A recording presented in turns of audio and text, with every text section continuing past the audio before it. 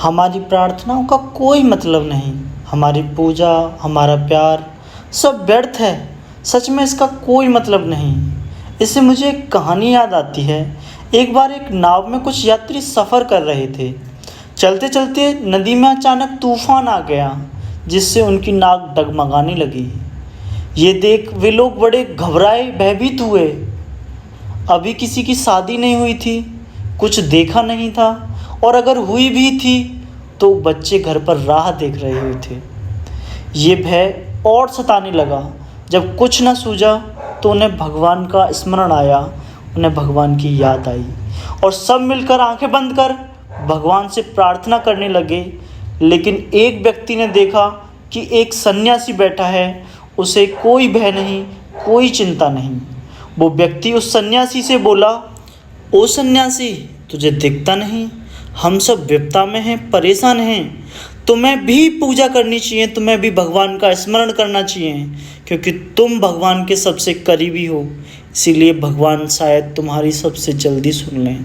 उस व्यक्ति की बातों को सुनकर के उस सन्यासी ने भी वही किया जो अधिकांश सन्यासी करते हैं। वो अपने अंदर ही मदमस्त हो गया। ये देख उन सब लोगों को बड़ा दुख हुआ, बड़ा गुस्सा आया। लेकिन ये समय गुस्सा करने का नहीं था। वो फिर से भगवान की प्रार्थना करने में व्यस्त हो गए और भगवान से प्रॉमिस करने लगे कि हे भगवान, अगर मुझे ये मिल जाए, अगर हम बच जाएं, तो मैं तुम्हारे लिए ये कर दूंगा, वो कर दूंगा। मैं तुम्हारे धाम आऊँगा, मैं अपने पूरे परिवार को लेके आऊँगा।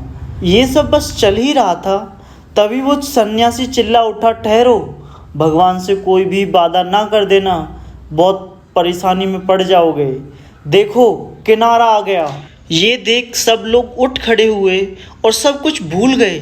सब ने अपने अपने बैग उठाए, जूते टाइट किए और उससे भागने के लिए तैयार हो खड़े हुए, जैसे उन्हें जेल से रिहा किया जा रहा हो। भूल गए कौन भगवान, कहाँ का भगवान, कैसा भगवान। मैं पूछता हूँ, ये कैसी प्रार्थना थी? ये कैसा भगवान को याद करना था जो विपदा टली नहीं कि तुम उसे भूल गए? तुम ये तक भूल गए कि कोई भगवान भी था? तुम्हारी पूजा, तुम्हारा भगवान को याद करना सिर्फ इसलिए है क्योंकि तुम्हें लालच है, तुम्हारी कुछ आकांक्षाएं हैं, तुम कुछ पाना चाहते हो, या फिर कुछ खोने से डरते हो, या फिर ये भी हो सकता है कि तुम्हें लोगों से परेशान आ गए हो और तुम्हें कुछ समझ नहीं आता, इसलिए तुम्हें कुछ ना कुछ चाहिए तो तुम्हें बस भगवान मिले।